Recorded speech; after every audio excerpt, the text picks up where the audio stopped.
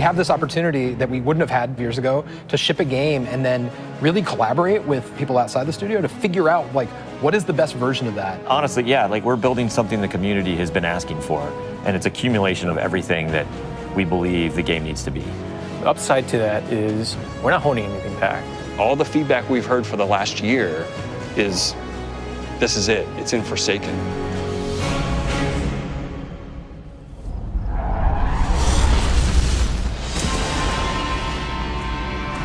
We want this release to have a different tone and a different vibe. We sort of just embrace that Western revenge vibe. You're going to a darker place. You're going to take on a different role as a Guardian.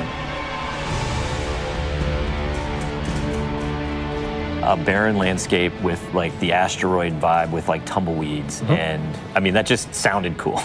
Grit, man.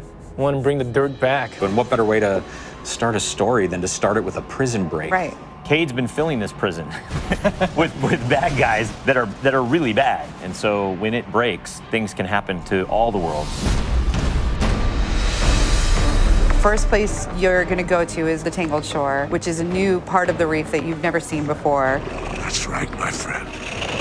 It's a collection of lashed together asteroids and rocks out in the asteroid It's belt. very otherworldly, and it's full of pirates and assassins and bad guys. It's become a lawless place. It truly is a frontier. It's completely taken over.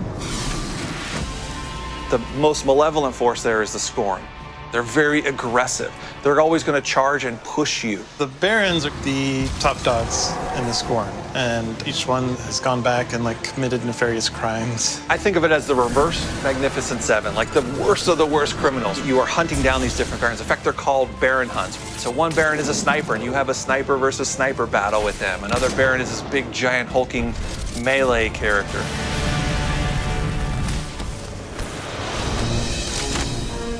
One of the things we're most excited about is the new weapon system. Hey, if you like Destiny 2, great, play that way. But if you like Destiny 1, great, play that way. But if you're crazy, why not 3 shotguns, right? Just for the fun of it. We need to have as many ways as possible, and then we need to have people fighting about it. Like, no, man, you f***ed up, you're taking the wrong weapons, or can I say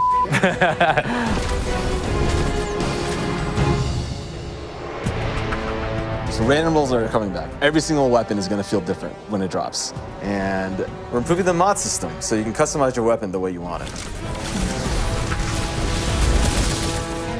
We've got a whole new masterwork style system coming together where you actually are able to kind of move your levels up over time. And so there's investment back on the weapons again.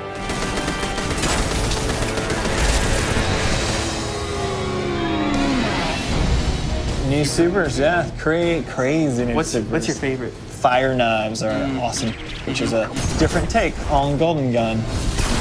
We took a lot of inspiration from Rise of Iron, cast that thing, you got a huge hammer now, and you slam that thing down and it sends out this fire in front of you that then creates a fire tornado. We gotta take it to the next level, you know? The idea that anyone who plays, however they play, they're gonna have some new way to engage. Yeah. I'm in love with the new Void Warlock teleportation that's like super anime, just like We've been having great games with the Arc Warlock. Basically cast this thing, he pulls back. Yeah, and it's gonna break the game, and I think that's amazing, yeah. You know? We also wanted a new weapon type that felt meaningful, so we came up with a bow and arrow, which seems kind of crazy, but when you use it, you feel like godlike. It is utilitarian, it's fantastical, it's also sci-fi. So we have a short range bow, we have a medium range bow, we have a long range bow. We built this guy who's like supposed to be super techie. You're like, why would you ever choose a bow in a game that has an automatic, machine gun? But boy, it's deadly. I mean, that's a nice machine gun you got there, buddy, but right, and then it's done. The biggest thing for me going into production on this game was like a new way to play, a new thing to do that like is new to Destiny. Let's see what we've got. We want to be able to give players what they want, but also surprise them. Gambit is a brand new mode. Destiny begs to marry PvE and PvP together. It's like adding bacon to peanut butter and jelly. start off being able to see the other team that you're going to compete against, so you can taunt each other, you can emote. Each team is in their own separate arena, and they're being assaulted by combatants. They're dropping motes for you to collect, you bank them. When you put them in your bank, you're gonna send a blocker over to the other side. That locks their bank down. They can't put motes into it until they take out that blocker. Filling up your bank with the motes is how you summon your primeval. You burn it down, that's it, round's over.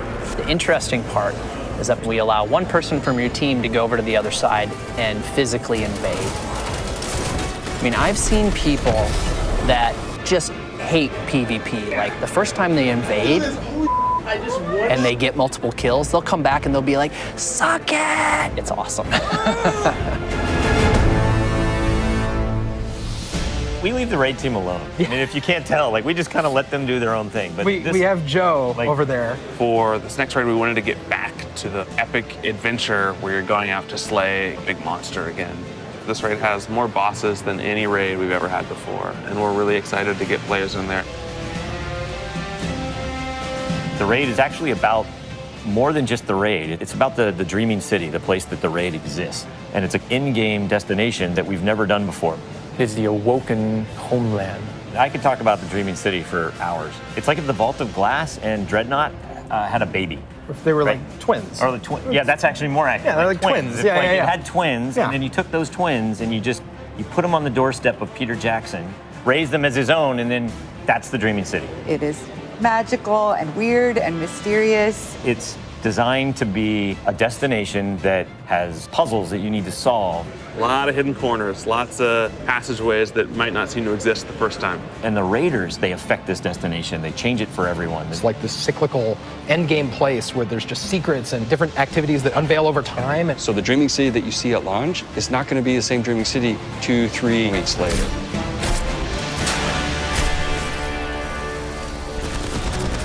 So with every design decision we've made for the Forsaken, like the first thing we ask is how will the community react to this? Players want their investment in Destiny to matter, and they want to be able to see that reflected in the content. We knew we wanted to do something for the collectors in our game, so we built a feature called the Collections. It's a way for you to track all the items that you can go out and acquire. There's so much gear in our game. There are 2,000 items you can get. Go get them. You can look at sets and you can say, I haven't filled out this set. What do I have to do to go get it? If I want to find like how many guns in the world, I can actually go look now. We also had a triumphs thing, which is just acknowledging your achievement. It like ties into records, it ties into lore. It's a thing that can help you drive like, hey, I want to do that. And if I do those things, I can get a title. Like I can have a title floating over my name that says that I'm a god or whatever. Not me, like you. We want Forsaken to feel like a game that never ends. So we're going to reinforce the hobby and make the experience something that can be played night over night. We're changing the weapon slots. We're changing how the pursuits work. We're adding new features like the collections and the triumphs. We built Gambit. We've got a whole bunch of new weapons to chase, exotics that are really powerful. We have Lisa focusing on some sweet new exotic armor. Maybe we gone overboard, like dialed it too high. Ore to go out there and collect in the world, exotic armor pieces to go out there and hunt. We're working on armor perks, random rolls, new mod system, new subclass paths.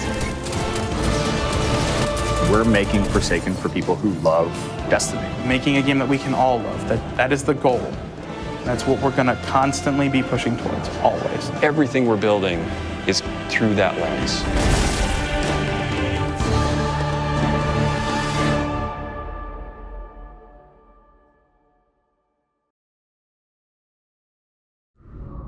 PlayStation